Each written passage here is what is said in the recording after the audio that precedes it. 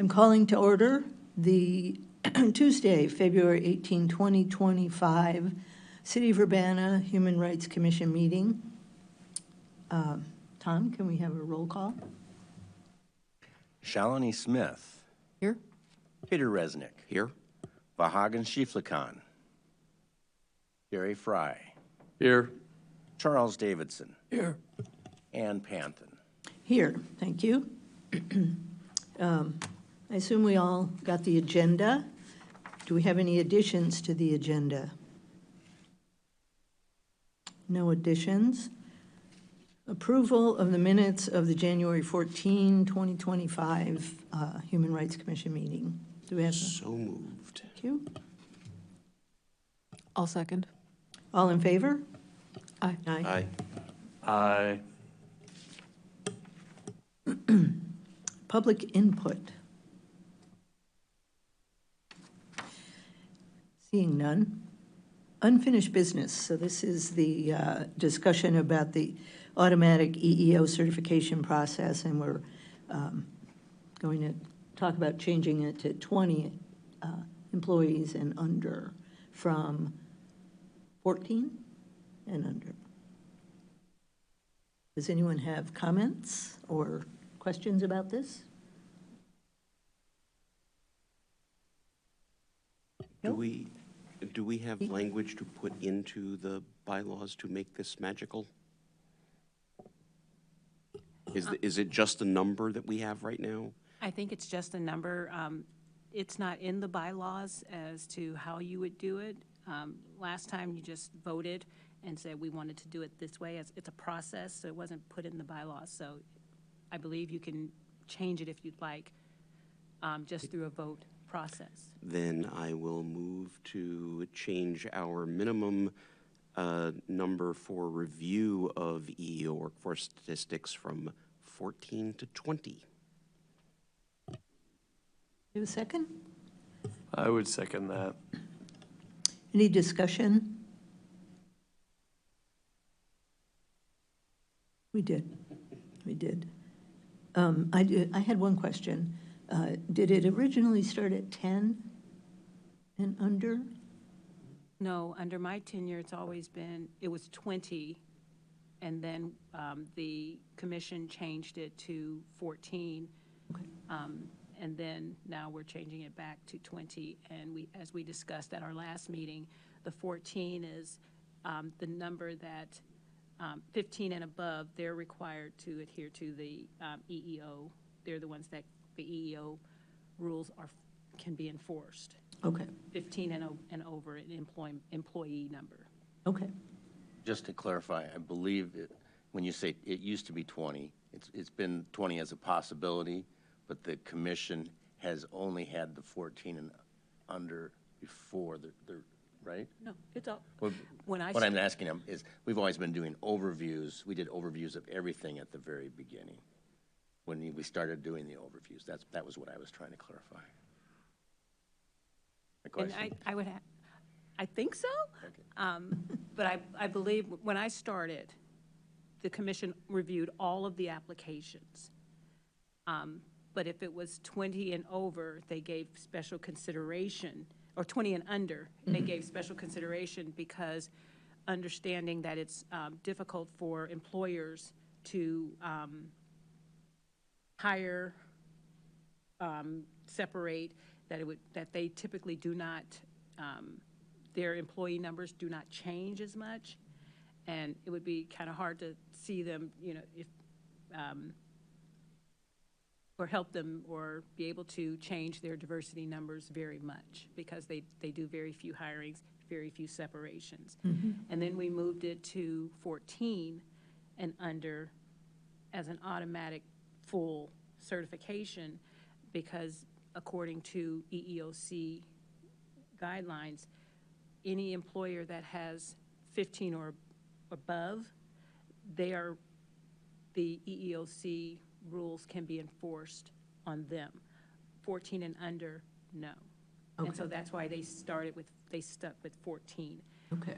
After we've reviewed a lot of our applications and many of our 15 to 20 were getting full, their numbers weren't changing as much, we were recommending to go back to the 20 because there really wasn't a big difference between them and the 14 and under. Okay, all right. Thank you. I wasn't here for that, and so I did not know how we got where we are today. So, so we have a motion and a second for changing the certification process to 20 and under. All in favor? Aye. Aye. Thank you. New business, the Illinois Commission on Discrimination and Hate Crimes, which I imagine you are. Yes.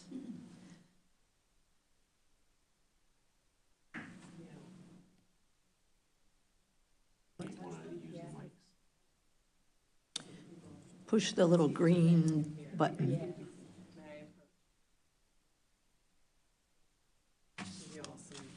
I have one that was left behind, so I'll just keep that one. Make sure you have all your goodies.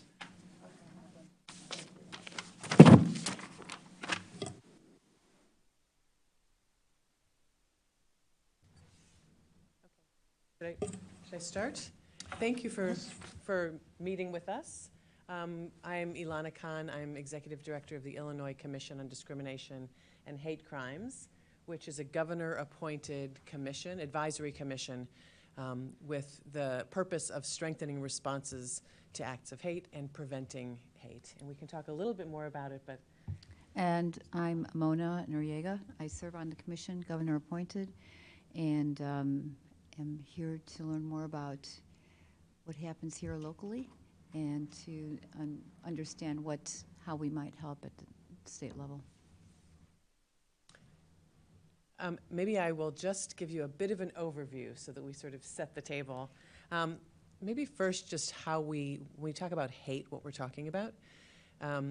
Hate, obviously acts of hate target people because of their identities, because of who they are. Generally based on a set of protected classes, as you all know. And we really think of hate as a spectrum. And there are sort of three categories of hate. Generally, hate crimes, which are obviously they have to be crimes and they have to be bias motivated. And there are bias motivated civil rights violations, like category 2, discrimination and harassment. And then there are lots of expressions of hate that are legal. And those also deserve attention when we think about how do we support people who experience them, communities that experience them, and how do we set up levels of prevention so that there are fewer acts like that. The commission is, I'm just share with you, just because we don't have so much time, we really hope this is the beginning of a relationship. Some of our big projects are, and you'll see in the folder, we started a helpline called Help Stop Hate that is, there's an online portal and there's a phone, there's a call center, gives people the ability to report acts of hate. We're not affiliated with law enforcement, that we don't share any personal information with law enforcement, but it's a way to report acts of hate and then get support and referrals to helpful services. Our hope is that we work with local communities. We are working on developing materials that you can put your logo on and use it really as your own program. And then also help us make sure that the referrals that we give people are to the right place, so that they're actually the things that the programs and organizations in your communities that are the right place. We're working on a study, working with U of I's Institute for Government and Policy Affairs to commission a study on the state of hate in Illinois. And we're really thinking, how do we support local communities' ability to do this work, to have strong responses and also to have sort of levels of prevention to create more resilient communities. And so I guess having said all that, we're really curious about what your community is experiencing, how you understand it, and if there are ways that we can be useful to you or we can be of help to you.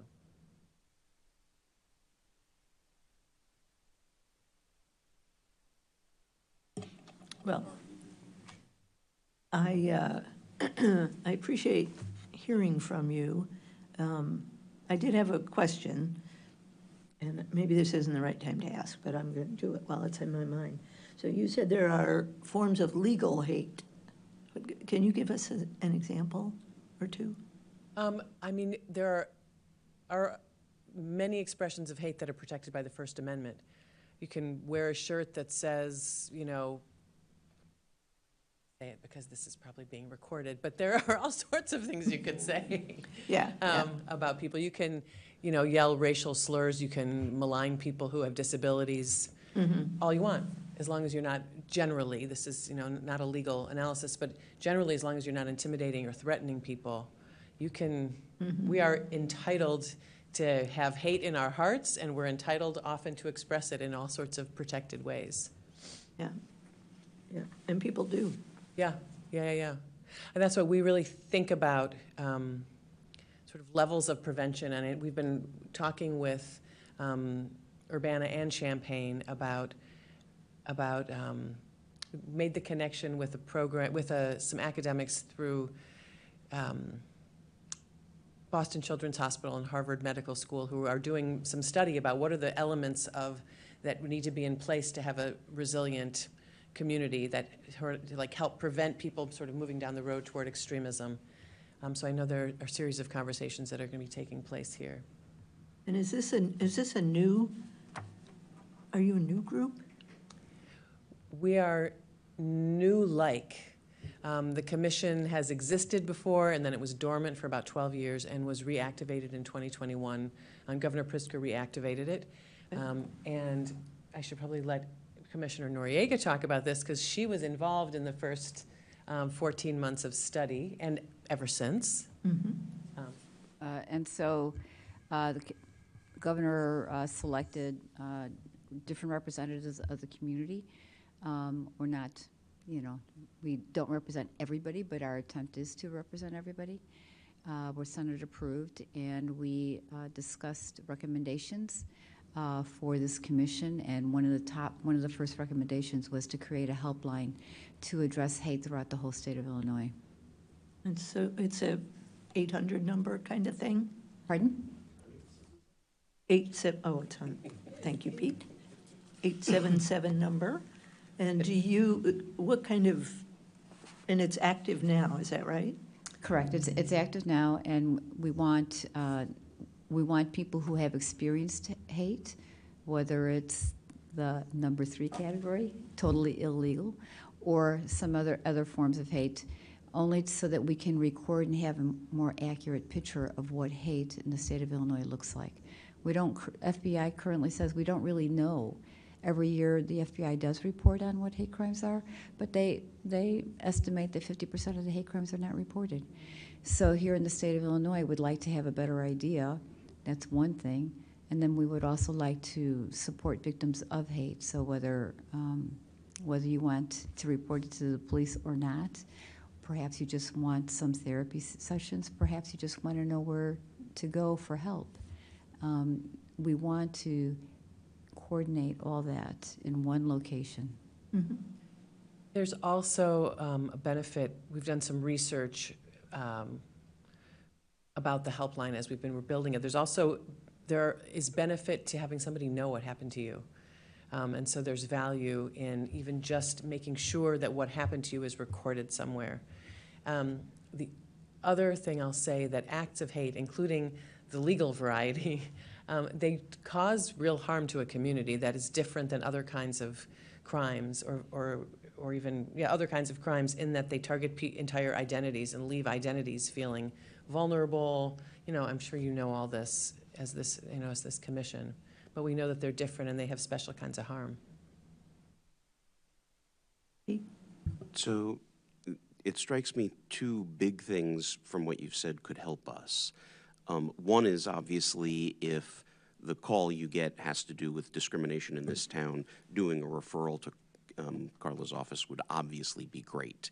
So, you know, doing those kind of referral services where people aren't always clear, although we do try to advertise that we exist here, that would be a great tool. that sort of goes to the second, which is we rarely have the resources to do anything on a big scale. And we've talked over the years about different kinds of studies we would love to do. Anything that we can do to latch on to get local data, because I think part of what you're hearing is we don't really know what the numbers are like. And we've wanted to do discrimination studies about housing, about employment. Employment, we get some because of city contract rules that you just saw us go through our little monthly checking the stuff, or at least discussion of what's coming up. But other kinds of discrimination, other kinds of hate crimes that are going on locally, if we can get numbers, if we can get ideas of where they're occurring so that we can do the kind of outreach we want to do, that would be terrific. That is great. That's great. And we're just getting started with the study. I think we haven't finalized the IGA, the Intergovernmental Agreement yet, but I'm very hopeful that it's going to happen soon, but that's an interesting, that's helpful. And I would love to think about how we can, how the helpline, how Help Stop Hate can be useful to you. That idea of co-branding is, it is really evolving now. We're building it as we go, and would be really happy to think about how it can increase your capacity and be helpful to you. One of the things, we have done in the past, like rent a billboard for a few months and get our message out, or do, showing up at the local farmers market. But there's a limit to that, and budgetary limit, obviously. But having something statewide that people become more aware of, because you guys can do that sort of making it obvious and doing PSAs on television and all the stuff we can't afford, if dialing that number gets someone who can say, oh, that's a discrimination case you're talking about, and here's where, or just forward the call or whatever it is, that would be, a terrific use of your resources in a way that I think would have real local impact. And I also think the branding of the material would be very helpful for us to have. We have our own material, of course, but more material is better for us. So, and you also have a portal, an online portal, and I think it's my feeling that people are much more comfortable sometimes typing in their situation rather than calling. So I think that is a great idea, and I don't know if you've seen, more on one side or another, but and I don't also know how long it's been active. So it was launched at the end of October. We did have a soft launch period, like a pilot period. And so it's been since the end of October, however many months that is. And interestingly, 70% of the reports have been made online, approximately 70%. So you're exactly right. Yeah, and it may even be, it's my experience anyway, that older folks will call you and younger folks will type to you. And text, do you take texts? Not yet. Not yet. Interestingly, it's harder to serve people it's hard to serve people online. Yeah.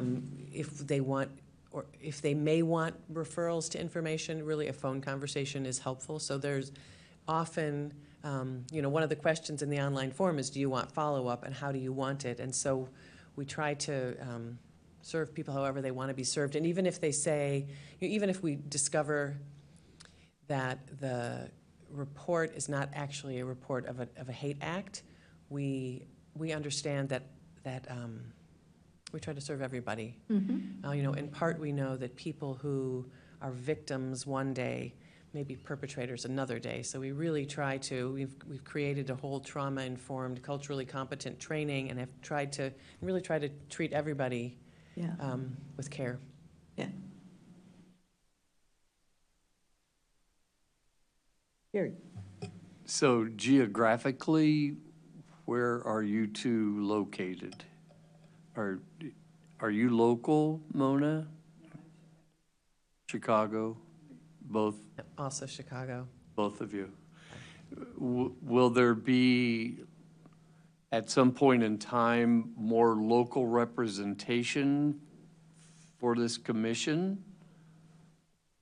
We are very actively working on it. We still have too heavy a Chicago presence on the commission, but we have commissioners in Springfield, and I'm trying to think of where, there are others in central Illinois. We have like someone in Carbondale. We're getting another we're working on increasing our geographic and other diversity. Well, I mean, it makes sense that Chicago, just outside Chicago's a great state called Illinois.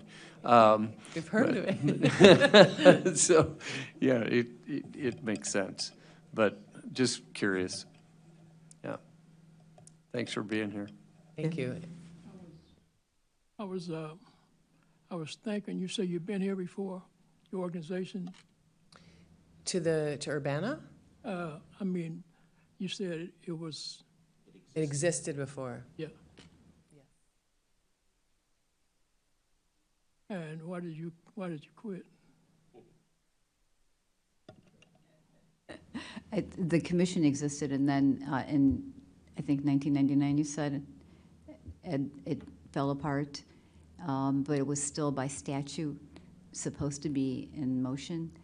And when Governor Pritzker came on board, he reactivated and prioritized some funds to get it going again. So I am on the commission, for 2 years now, maybe? So, we're all relatively new, and you began? I've been a year and a half. You've been more than that. Oh, okay, maybe 3 years. Time flies. So the commission was reactivated in 2021. They spent about 14 months studying, came out with a set of recommendations in 2022, and then I was hired in August of 2023 as, not the first, but the first in this go-round, sort of full-time executive director. So this is the year we're really sort of getting our feet under us and taking action. And if I can just say one more thing about it, to me, it's actually important to tell the story about the commission falling apart, because it is easy to call people out. It's easy to make, bold statements and to, dig our heels in. But the work of actually working together, as you all know, is delicate and fragile and takes, strategy and diplomacy and care and listening.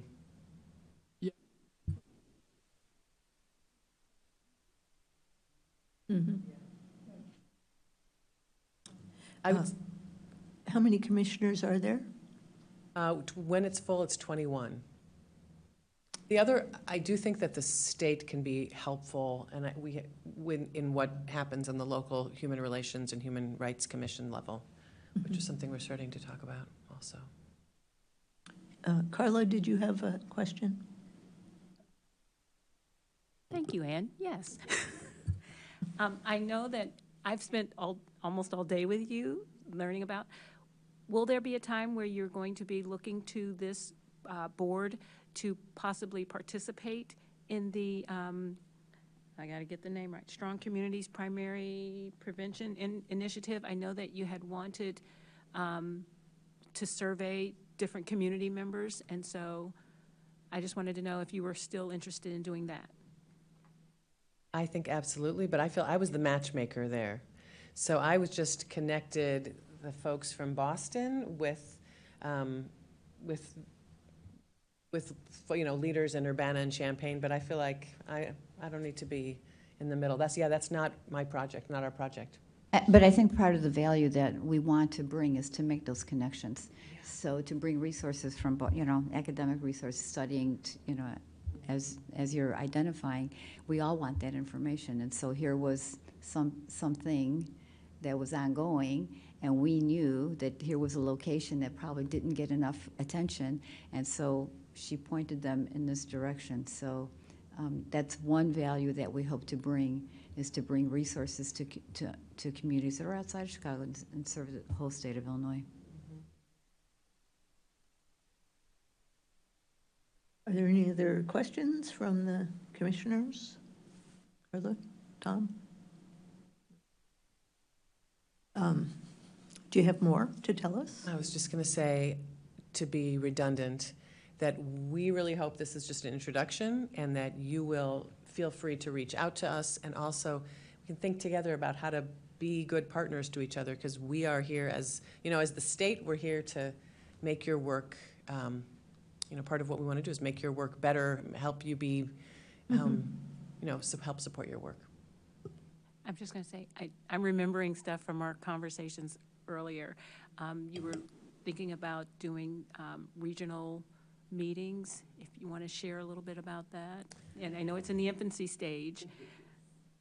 It is. We have, this really is related to what Commissioner Noriega was saying, which is that we hope that one of the things we can bring is access to some of the great work being done nationally and elsewhere, I suppose, we work a lot with this lab called PERIL, which is called Polarization and Extremism Research and Innovation Lab at American University.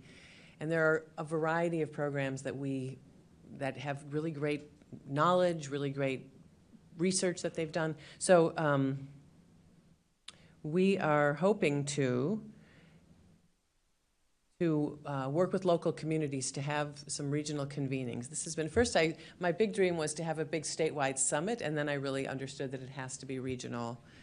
So we would love to work with Urbana-Champaign to have a convening in the fall, to bring in, training for commissioners, for city leaders on how to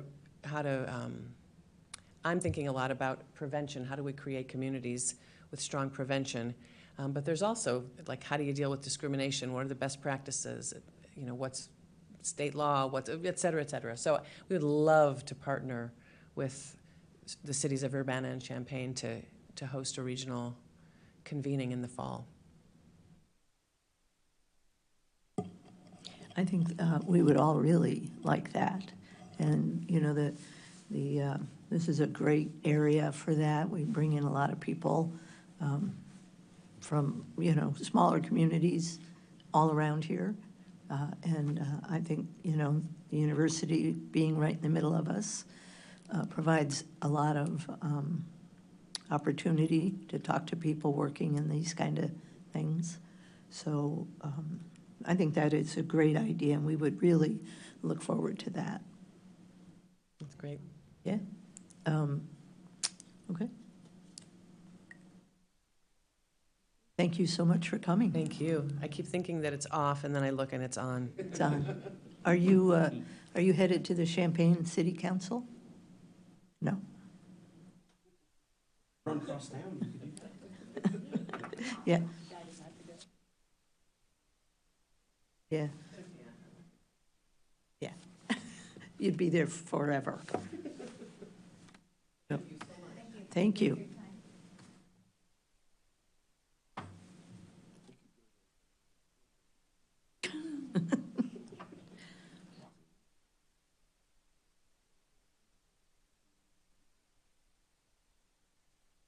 Right.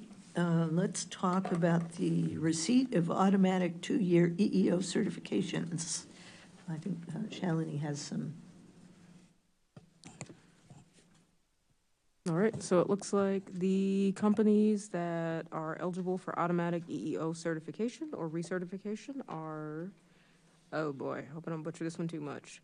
Evans, Froelich, Beth, and Chamley, Eris International Incorporated, and Clark Baird Smith, LLP.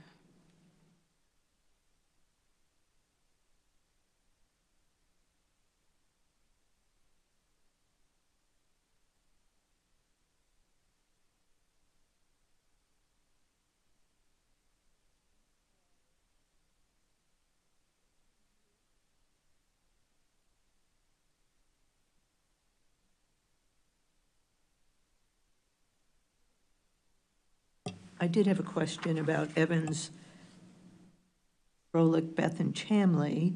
where it says they reached the dollar threshold. What does that mean?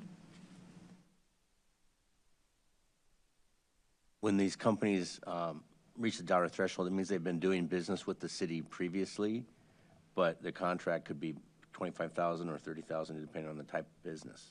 And so they're able to do business without that, until they reach that threshold, then they must come through this commission. Oh, I see. Okay, thank you. Okay, so we have a motion.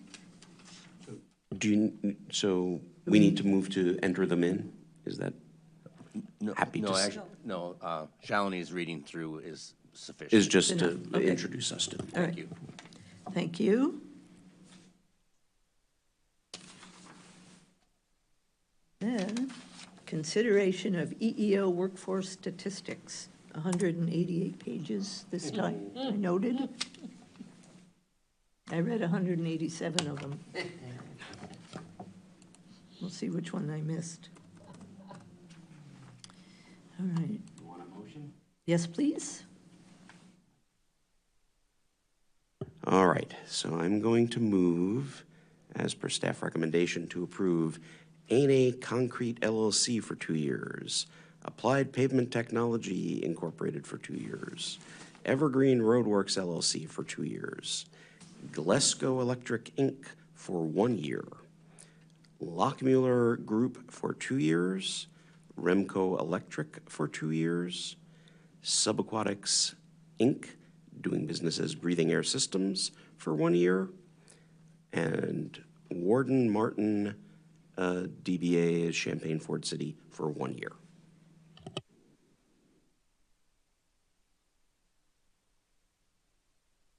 Do we have a second? I'll second. Thank you. Do the commissioners have any comments, questions?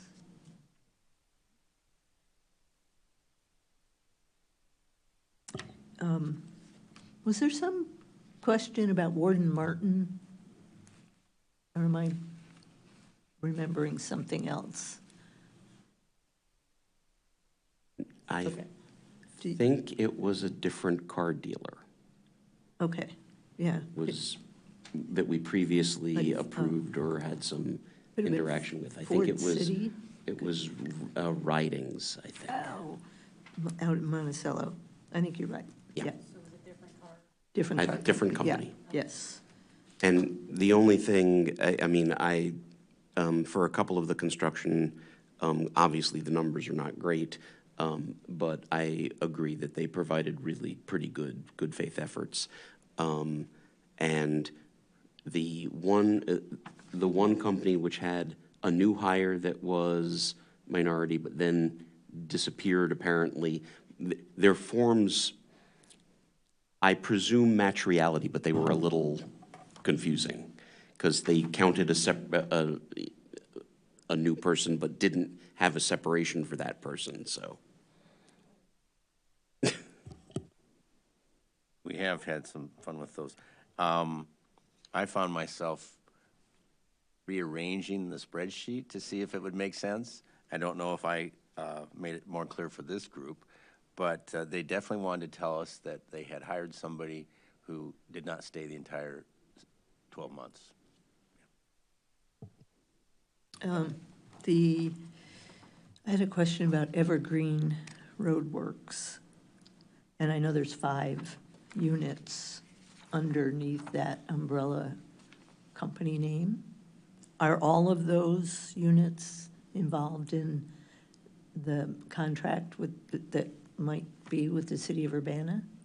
Or do you think it's just a couple of them? I don't think it matters, I just wondered.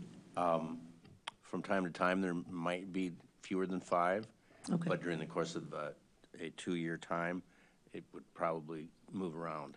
Yeah, They would all potentially be bidding or rebidding. yes. 'Cause I think there's that big road project on Florida that all of these things would probably fit into. Okay. Any other questions or comments from the commissioners? All in favor? Aye. Aye. Thank you. Officers report. Carla?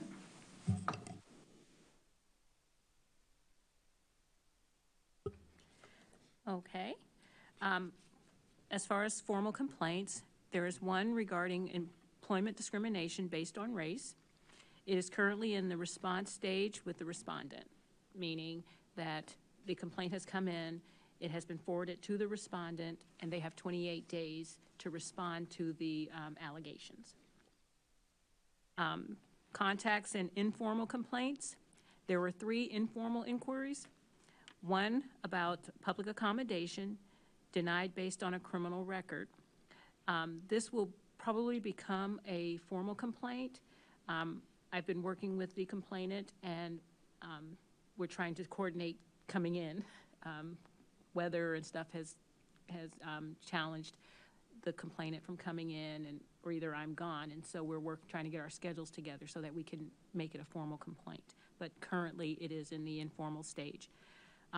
There is one about unlawful discrimination based on race when seeking public accommodations, and it was not under the jurisdiction of the Human Rights and Equity Office. And this one reminds, it definitely connects with the 3 phases that our presenters were talking about. This one would be someone said something. It's not illegal to say something to someone, although this person felt like they were discriminating against them, but it wasn't the actual business. This person did not work at the business, and and then the complainant was not denied services. So it was wonky. That's my new word. But it wasn't under our jurisdiction to take a formal complaint, but I believe it would probably fall under one of their phase or stage 1 type situations. And then a person called about assistance with tax paperwork. This one was interesting. Their employer had not been taking taxes out of their check, and now they must pay taxes. And their concern does not come under the authority of the Human Rights and Equity Office. I think people are remembering that the office was Human Relations Office, and I think that translates to anything that's related to humans. I'm just guessing. Okay. Office activity. I participated in both the MLK celebration and the Unity Breakfast. I presented community awards at the Sunday evening celebration, and on Monday, I introduced the students at the Unity Breakfast. I met with a member of the Moline Human Rights Commission. She attended our Illinois Municipal Human Rights Association meeting earlier today, and we're now bringing her in as a full member because although she's on the commission, currently she's the contact person, the point person for anyone that would like to seek those, any discrimination or complaints. She's the office that, she's representing that office to be able to submit those. And so she's going to be joining our IMHRA association to help get some different types of information, resources through us. I completed the application process to become an Urbana School District mentor. Hopefully I will meet my mentee tomorrow. I went last week, but unfortunately due to the weather, she went home early, and I just missed her. And so I'm hoping that we will get to connect tomorrow. I met with the Human Rights Commission Chair, Ann Panthen, to talk about recent decisions of the EEO, Equal Employment Opportunity Commission, and its impacts to our processes. Currently, there hasn't been any impact, but we are keeping an eye on, as the guidelines come down, I'm sharing them so that we're talking about them, so if there's any changes, we would be able to bring them to the commission. I attended the Women United Galentine event on February 12th. Jennifer Roscoe of WCIA and Robin Kaler of the U of I were keynote speakers, and they were sharing about their friendship, and it was just such a love fest, and, you know, it was apropos because it was for Galentine's. And then for moments in human rights history. On this day, February 18th, in 1903, the first African-American musical to perform on Broadway opened at the New York Theater entitled In Dahomey, or In Dahomey. It starred George Walker and Burt Williams with music by Will Marion Cook. On this date in 1965, police attacked a peaceful civil rights protest in Marion, Alabama. A state trooper shot Jimmy Lee Jackson, a 26-year-old black man. Jackson died from his injuries 8 days later. His death was one of the inspirations for the Selma to Montgomery marches, which led to the Voting Rights Act of 1965. On this date in 1979, the 14-hour miniseries Roots, The Next Generations, premiered on ABC TV. On this date in 2002, Shawnee Davis became the first black athlete to win an individual gold medal in Winter Olympics history. 2006. What did I say? 2002? 2006. Davis, who grew up in Chicago, captured the gold by winning the 1,000-meter speed skating race in Turin, Italy. And that is the end of my report. One really quick one.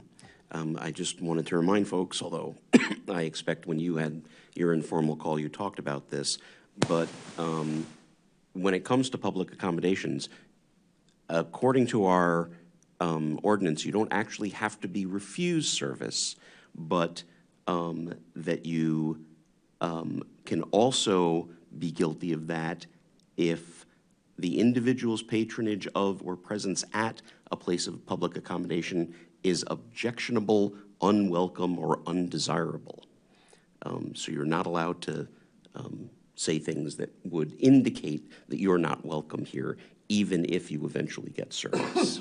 So make sure people out there know, definitely come to us, and we'll sort through whether it's one of those cases or not. Thought I turned it on. It was determined that this person was not representing the business. So just another person in the business, yeah. Okay. Thank you, Carla. Announcements. This commission has 3 openings. Have we heard from anyone lately? No? I believe once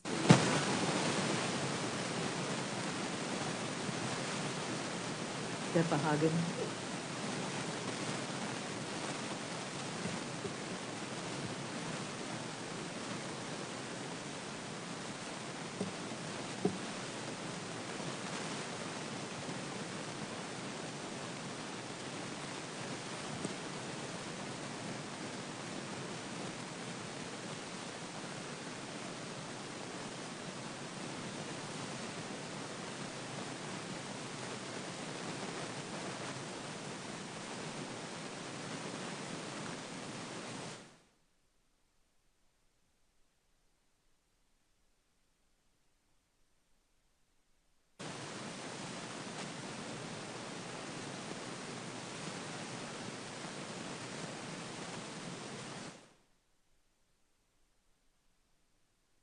Oh, recruitment. So nothing specifically new. We're probably going to continually have to ask each other what's next. Okay. I think, with the farmer's market coming up and the Juneteenth and the in the park things that we do, that is a much better opportunity to reach out to people, you know, and lots of people walking by us. And I think, you know, I feel like winter might be hard. Okay, the next scheduled meeting is Tuesday,